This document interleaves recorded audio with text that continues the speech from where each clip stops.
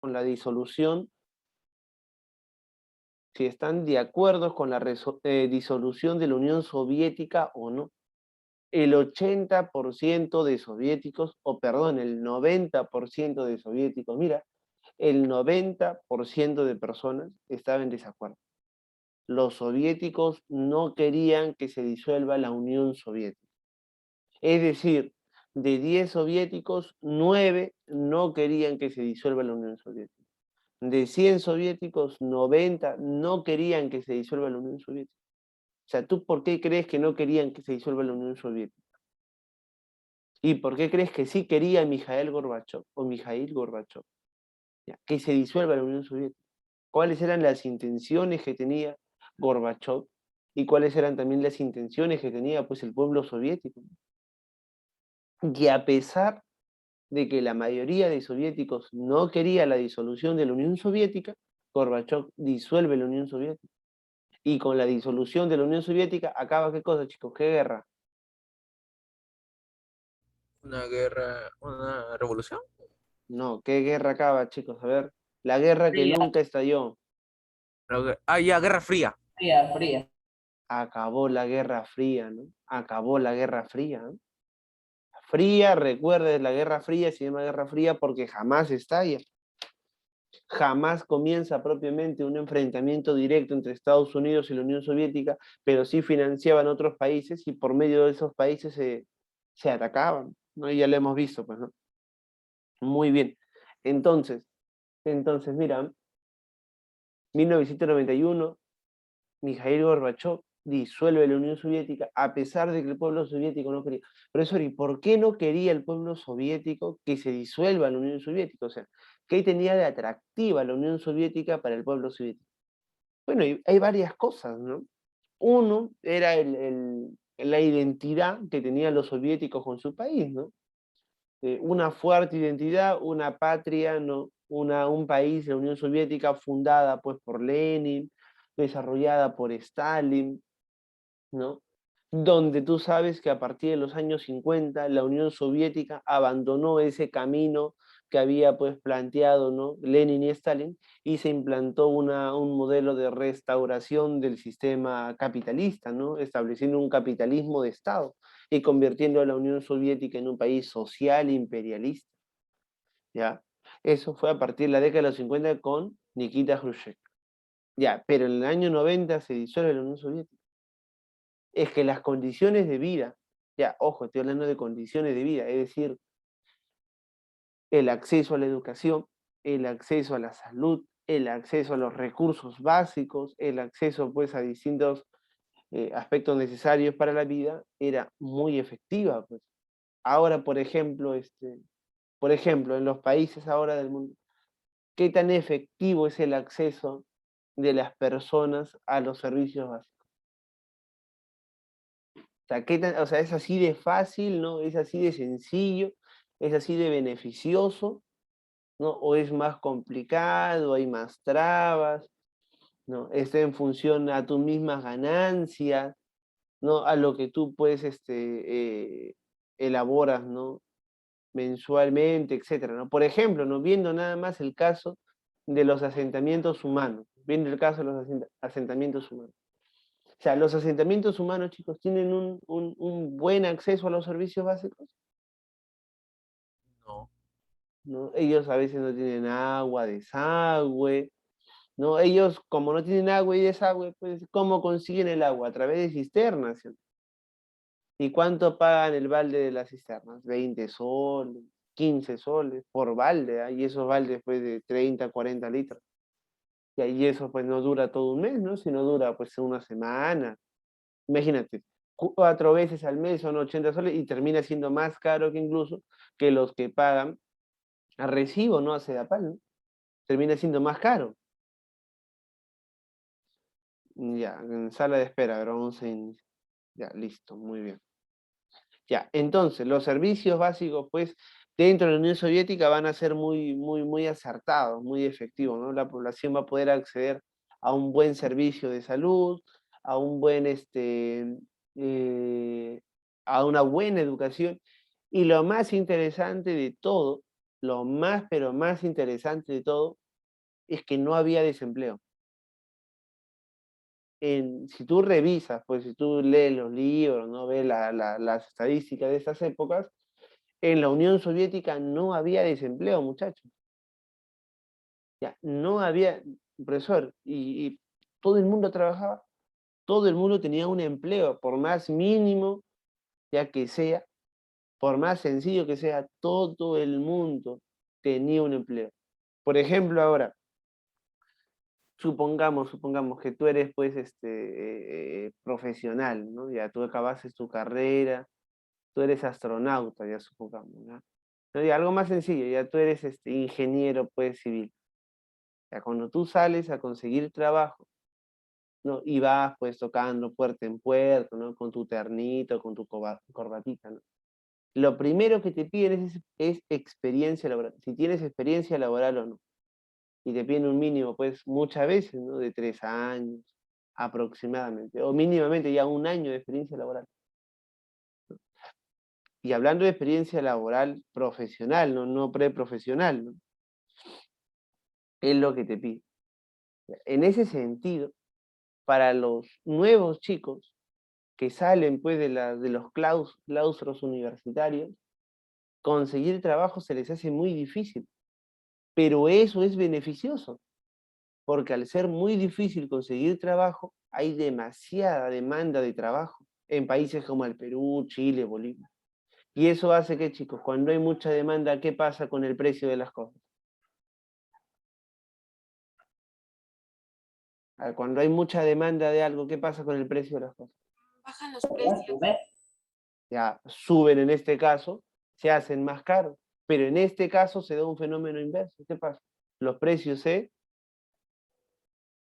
los precios se reducen. ¿Y qué se reduce? El salario de quiénes, los sueldos de quiénes, de los, ¿y a quiénes están pidiendo trabajo, chicos? Universitarios. Los sueldos de los universitarios que recién han salido, jovencitos de su universidad, recién han salido de las universidades, se les baja el sueldo universitario, ¿no? El sueldo, pues, de trabajo, ¿no? El salario en ese caso. Porque, mira, entonces, mira cómo esas condiciones que se generan, donde se pide necesariamente que se tenga experiencia laboral, pero ¿cómo pueden pedir que tengan experiencia laboral si recién han salido de trabajo? Pues, genera mayor demanda, y al haber mayor demanda, pues, el que oferta el trabajo, es decir, el empleador, pues, reduce sus sueldos muy bajos, ¿no? Muy bajos, ¿no? Obviamente, pues, ningún profesional, o casi ningún profesional gana un sueldo mínimo, pero también son sueldos muy bajos. Entonces, en este caso, en la Unión Soviética, pues todo el mundo tenía empleo, todo el mundo tenía trabajo. ¿Por qué? Porque había un sistema de reparto de trabajadores.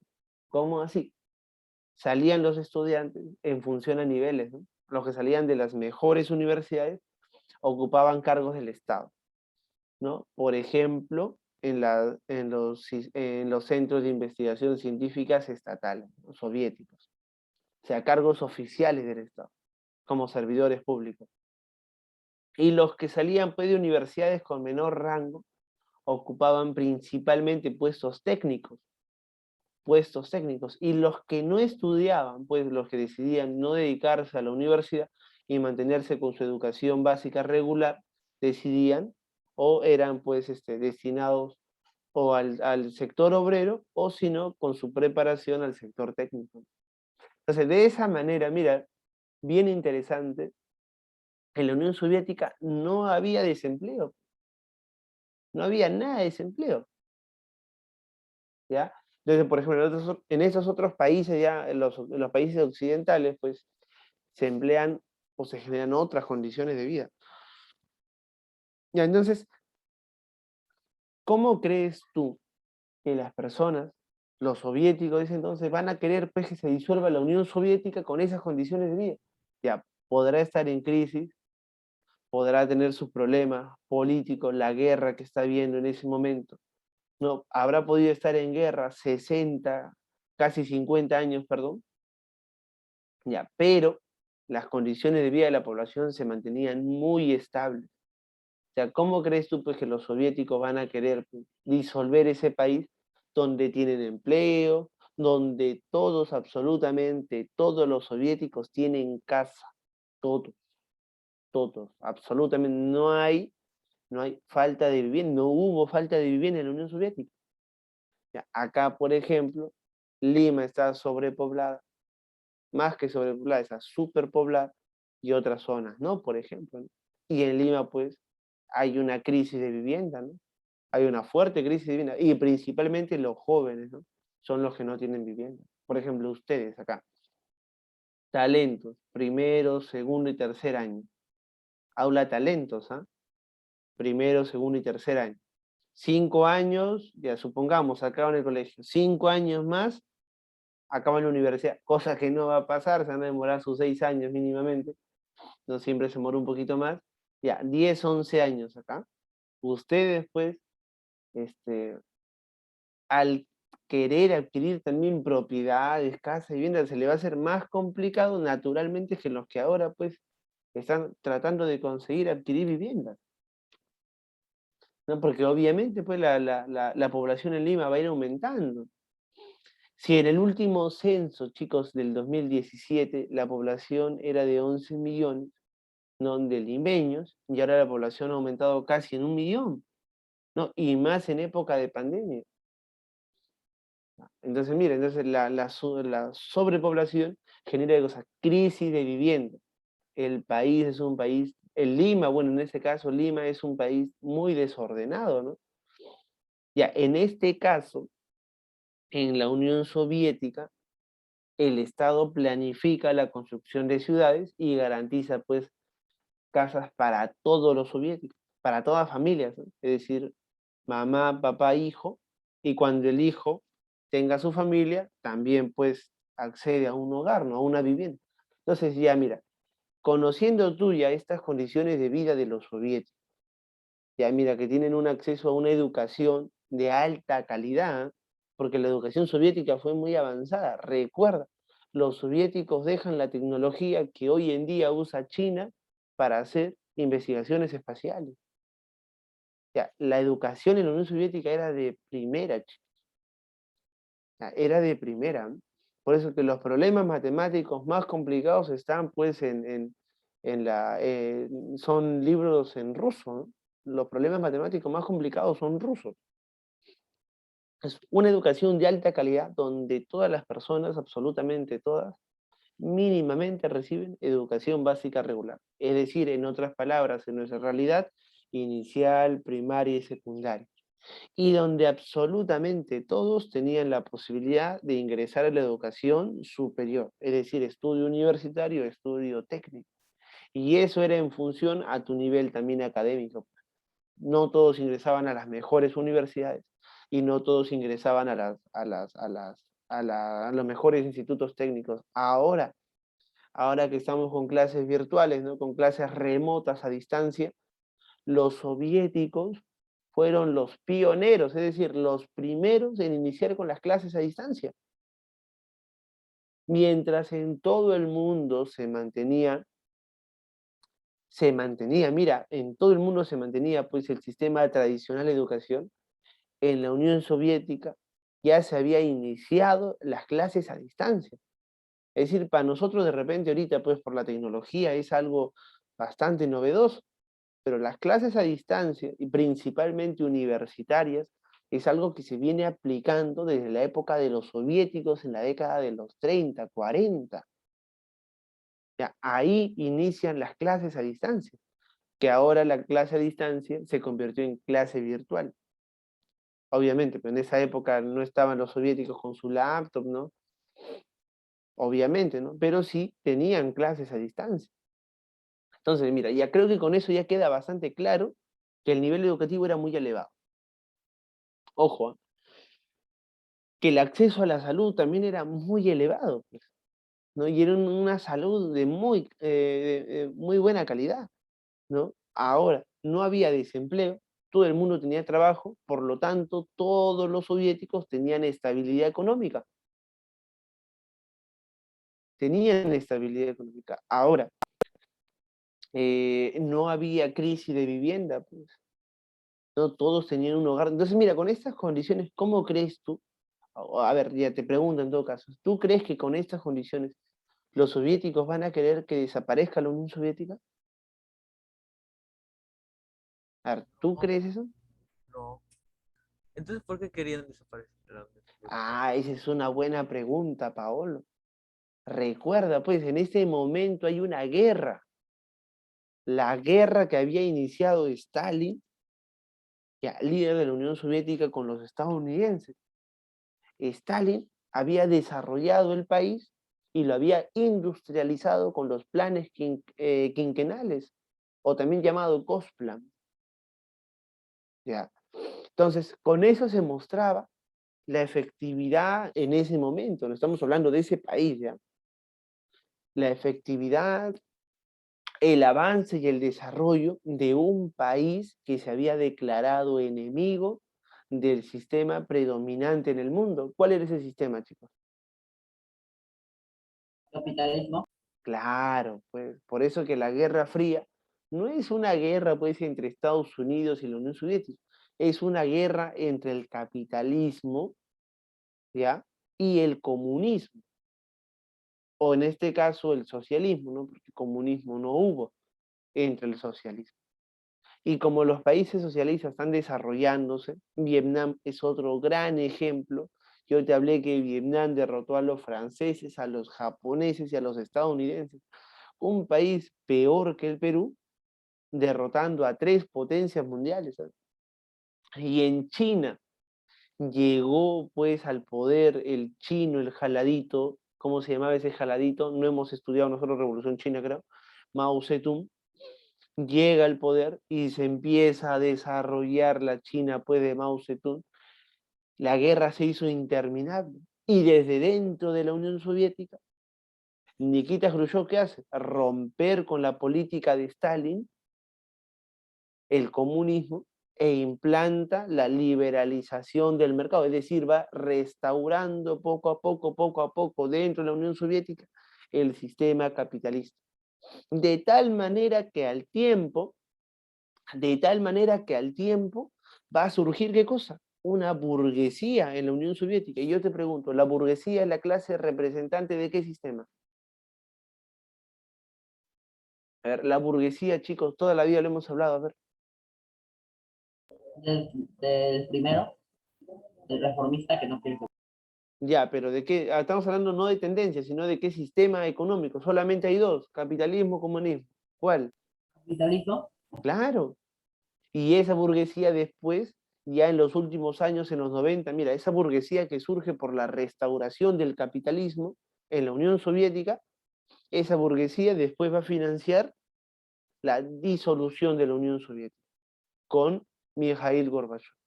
Es decir, pues, dime, Pablo. Entonces, ¿cuál sería la razón principal para disolver? La restauración del capitalismo dentro de la Unión Soviética, es decir, la derrota y la destrucción del sistema comunista. Ah, ya. Esa es la principal causa. En otras palabras, así ya en cuestiones concretas, la principal motivación, mejor dicho, para disolver la Unión Soviética es derrotar y que no avance pues el sistema comunista. ¿No? Y que no era una derrota, no, ojo ahí, que no era una derrota pues por los inconvenientes, sino por la restauración. ¿Sí? Entonces, mira lo interesante de todo este esquema histórico que estamos evaluando, chicos. Ahora, a pesar de eso, los soviéticos, como te digo, el 90% de soviéticos no quiso la disolución de la Unión Soviética. Y Gorbachev sí.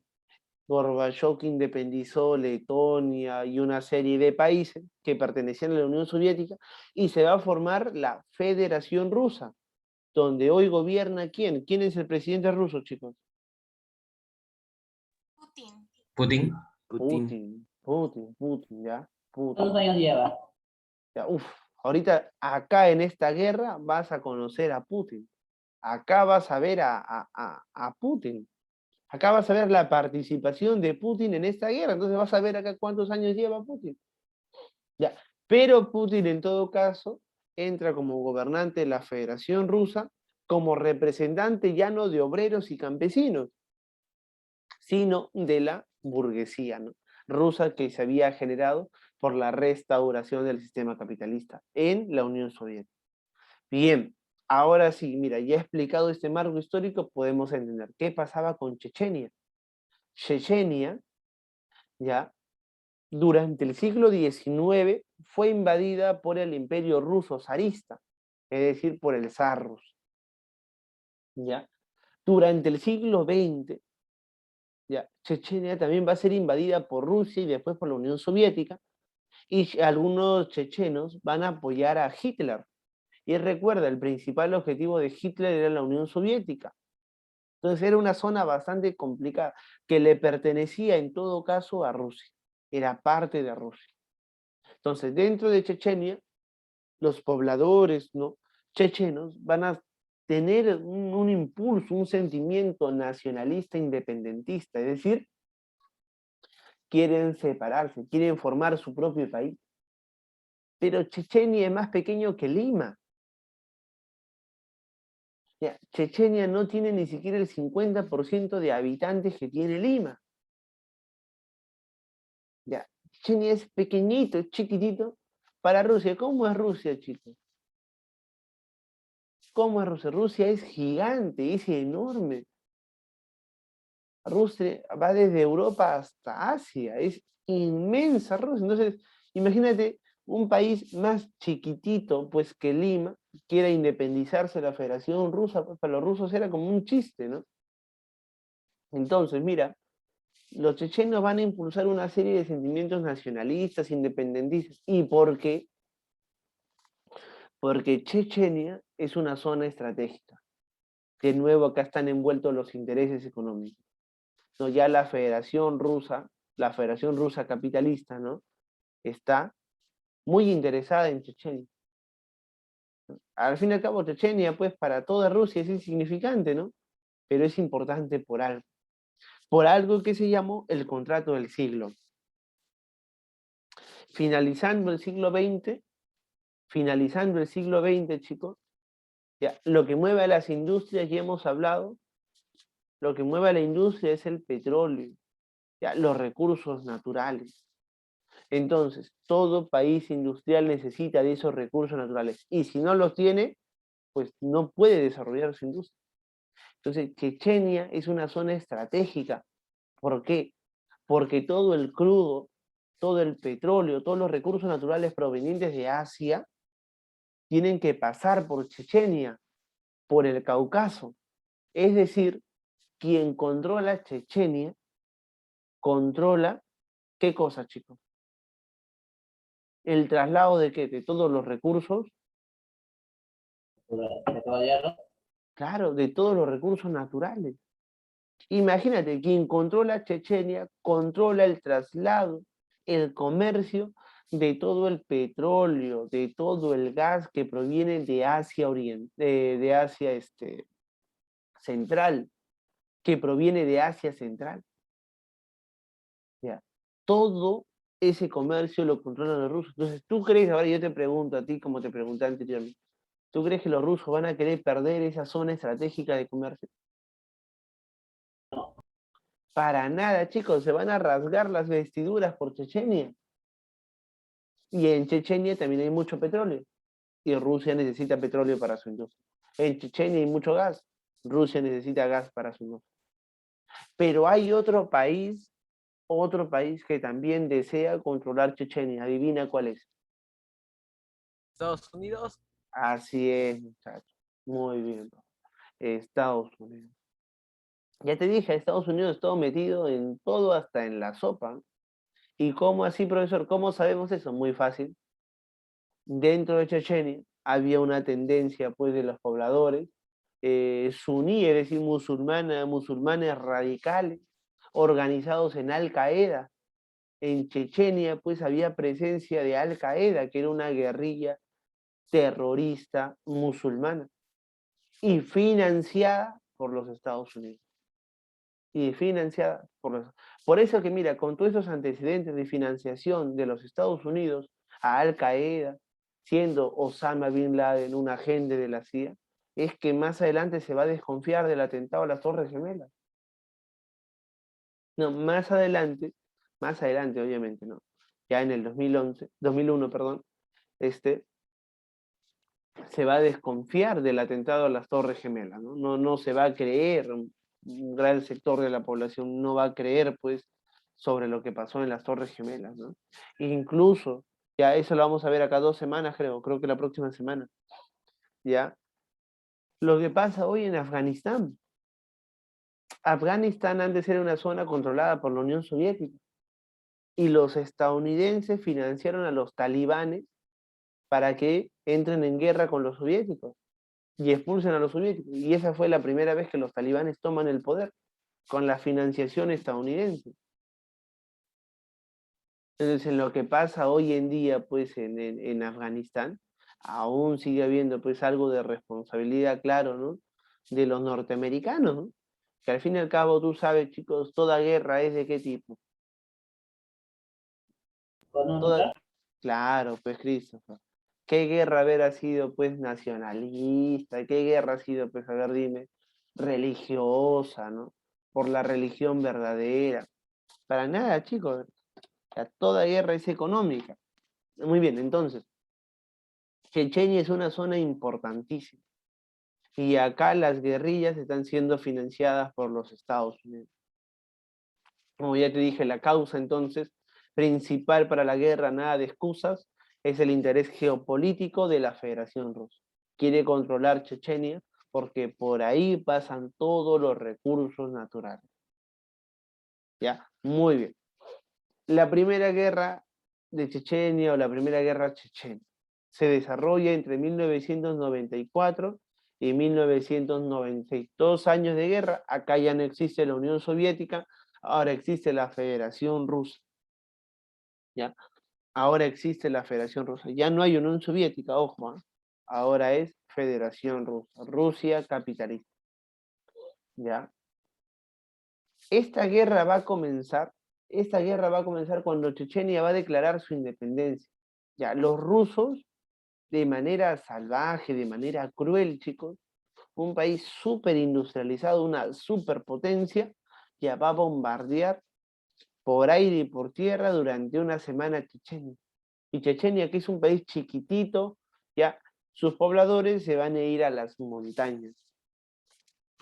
Ya, sus pobladores se van a ir a las montañas, se van a esconder en las montañas y en las montañas van a formar guerrillas.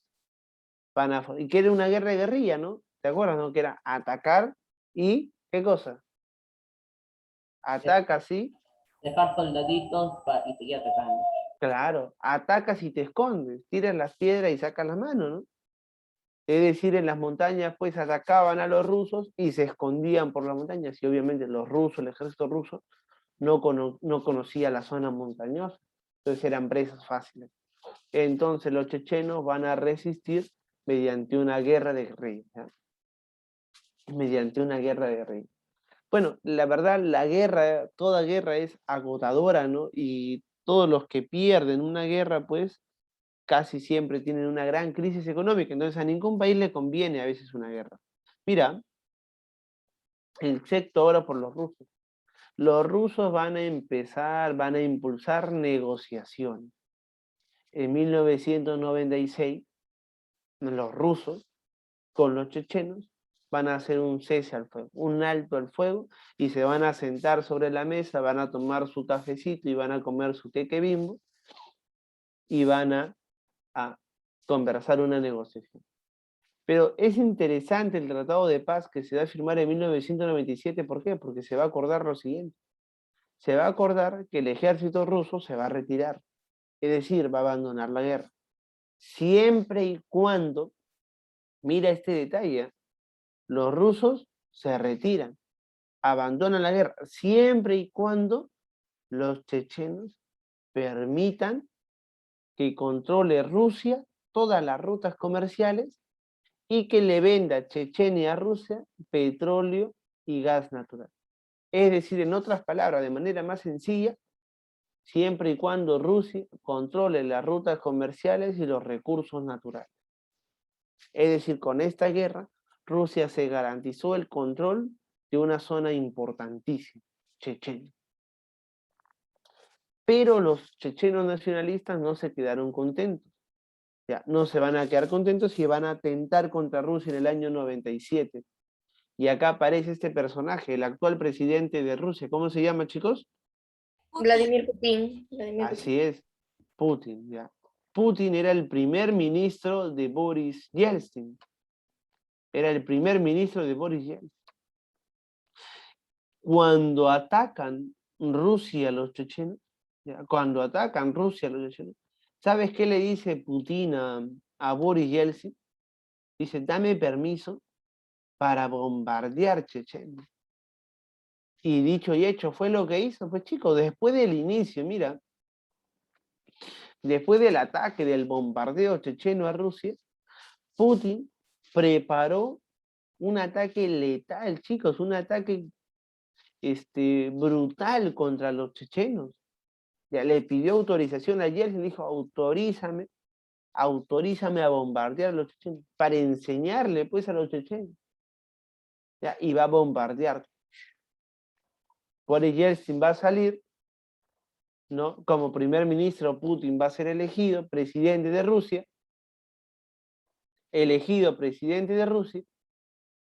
ya, después obviamente va a participar en elecciones y va a ser reelegido hasta la actualidad, ¿no? Presidente de la Federación Rusa. Y con Putin en el poder se va a impulsar la Segunda Guerra Chechena. El desarrollo histórico fue un proceso, pues, de atentados de las guerrillas chechenas contra el ejército ruso. ¿Y quiénes se enfrentaron? Los chechenos leales a Rusia, junto a los rusos, contra los chechenos rebeldes, que muchos de ellos eran financiados ¿por quiénes? ¿Por quiénes, chicos? Por los Estados Unidos. Estados Unidos. ¿Y por qué? Porque Estados Unidos también quería controlar Chechenia, pues, chicos. Ya no era pues que los estadounidenses financiaban a las guerrillas chechenas porque eran buenitos, sino porque querían pues controlar las rutas comerciales y los recursos naturales. ¿Ya? Muy bien, entonces Putin, ya en el poder, ordena el bombardeo aéreo y terrestre pues a Chechenia.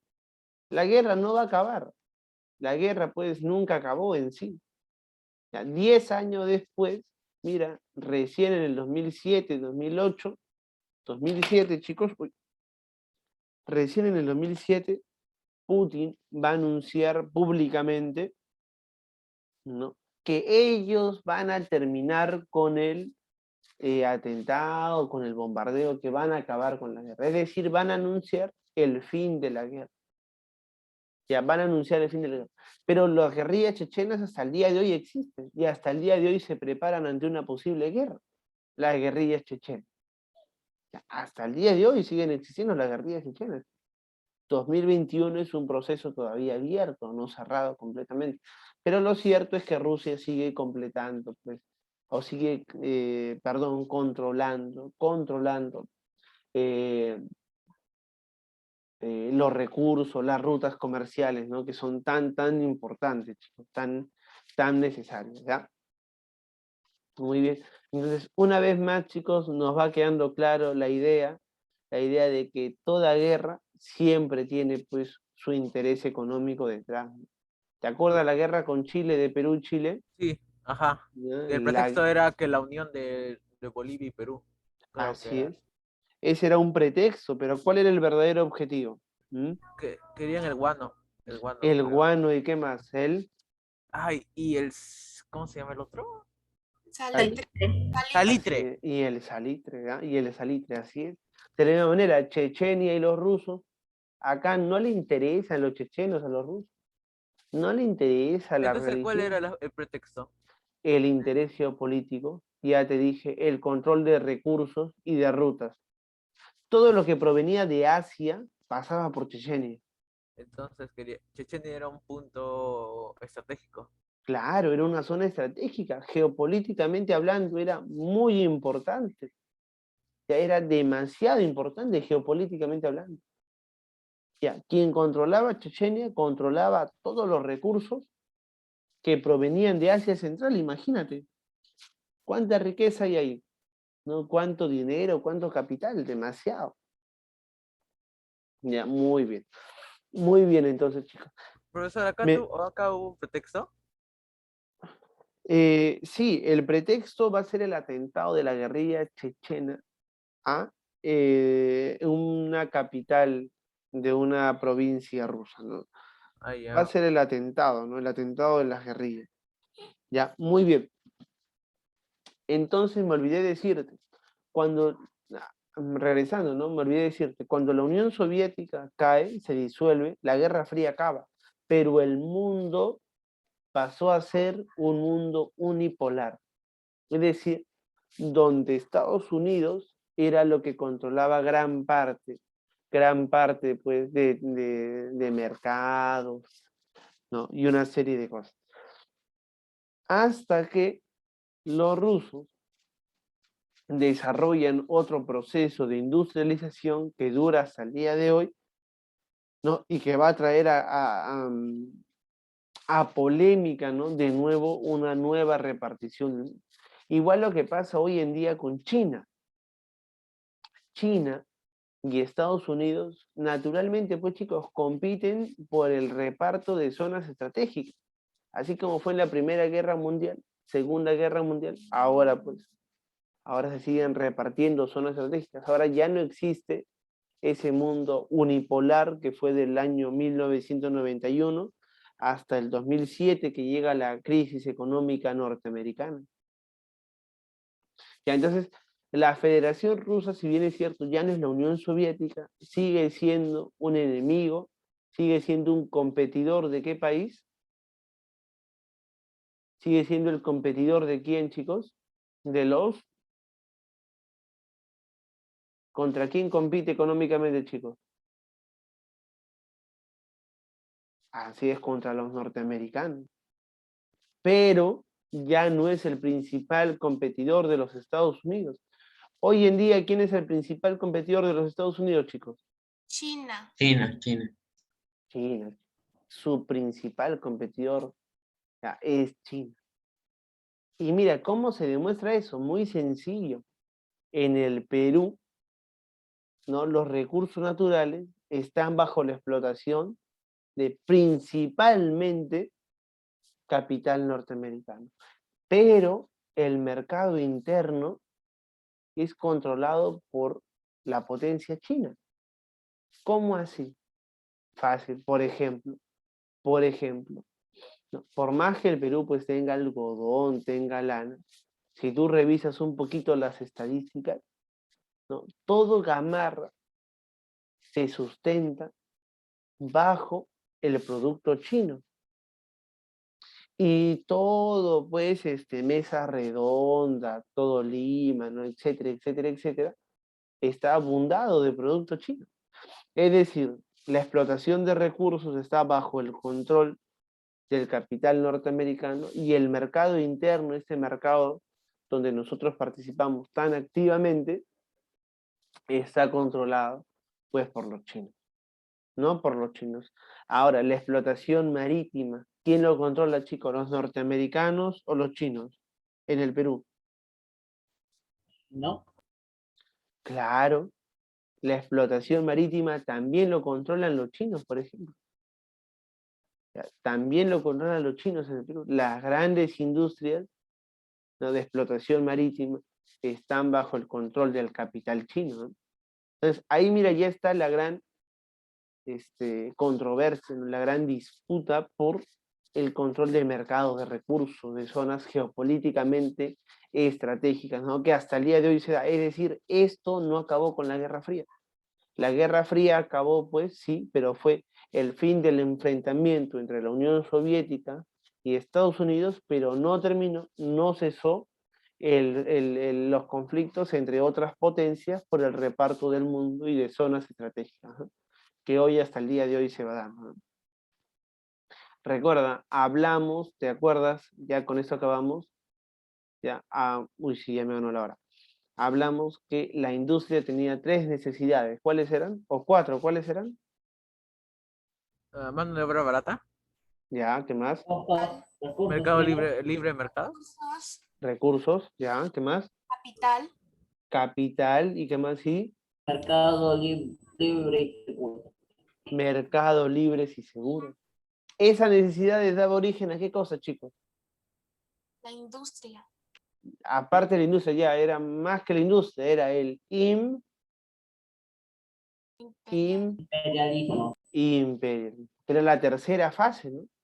La fase ya superior, ¿no? Que era ya más, pues, que tiene que ver ya más con cuestiones geopolíticas, ¿no? Entonces, esta guerra, te pregunto yo a ti, ¿es una manifestación del interés imperialista ruso? ¿Sí o no? A ver. Sí, Claro, porque ¿cuál es la intención? ¿Controlar qué cosa? Los recursos, Los recursos Asia. los recursos naturales de Asia. claro, y controlar el mercado, sino rutas comerciales, controlar el mercado. Entonces, mira, ahí está. Entonces, esa, por ejemplo, ya es una pregunta para tu próximo examen, ¿eh? La guerra de Chechenia es una manifestación tú tienes que marcar, del imperialismo ruso, ¿no? Del interés del imperialismo ruso, por ejemplo, ¿no? Ya, muy bien, chicos. Bien, bien.